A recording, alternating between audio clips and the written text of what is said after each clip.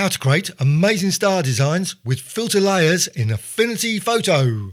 Go to the Tools panel and select the Star tool. You can use the same approach with Hearts, Rectangle tool, etc. Set the fill colour to black. Apply the star to the centre of the document and then change the settings if you wish along the top bar. You could add filters via the Filter menu, but that's destructive, so the best way is via the Layer menu and Filter Layers. A key panel, Layers, so go to View menu, Studio and Layers. Go to the Layers panel and expand if it hasn't been expanded. Select the star layer. Go to Layer menu and New Live Filter Layer, Colours and Procedural Texture. You can use any of the other filters as well. Go to the top of the panel and select one of the presets.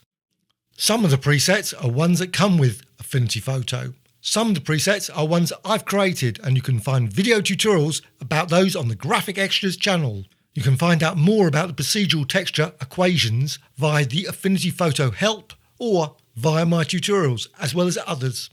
Quickly run through the presets you have. Select one of them to use with this tutorial. You can create scratchy effects, wavy effects, dot designs, square designs, colourful effects, blurry designs and much more with the procedural texture. You also have custom inputs, so you can modify some of the settings, so you can create a vast number of different designs from the same procedural texture filter. Once you're happy, close the panel. Go to the Layers panel and now you can see the star, but you can also see beneath that procedural texture. It's connected to it.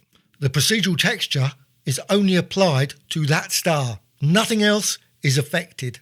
Select the star, right click and select the duplicate option. That duplicates the star as well as the attached filter.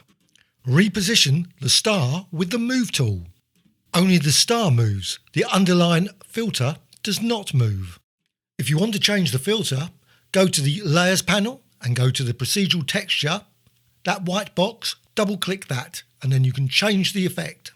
You can change the settings, you can change the equation, you can even go and change the preset itself.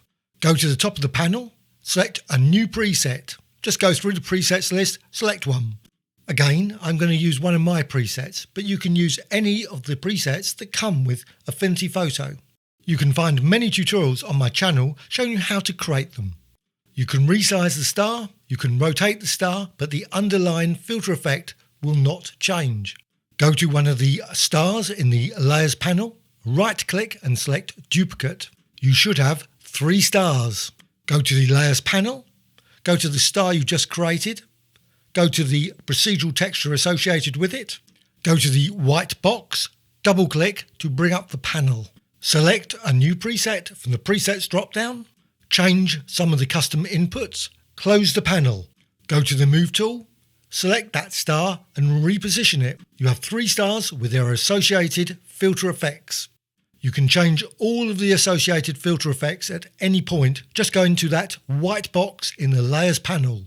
You can also add additional live layer effects to the stars.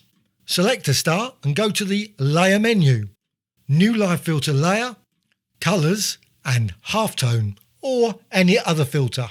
The halftone effect is added on top of the procedural texture effect.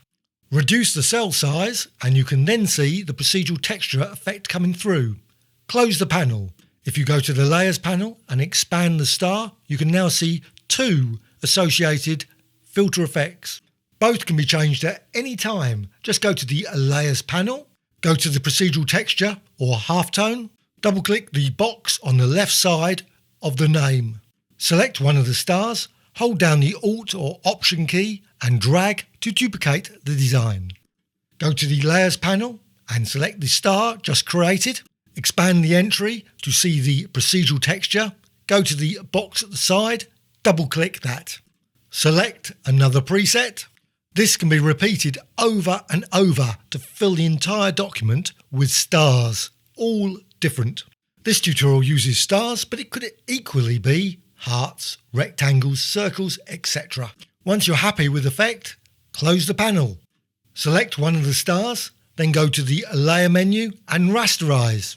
The Rasterize converts it to a pixel layer. The live filter layer has now gone. You can't change the settings anymore. Go to the Move tool and then go back to the star, and then you can rotate it. The associated effect rotates with the star. With the pixel layer selected, you can go to the Layer menu and New Live Filter Layer and add additional effects to that.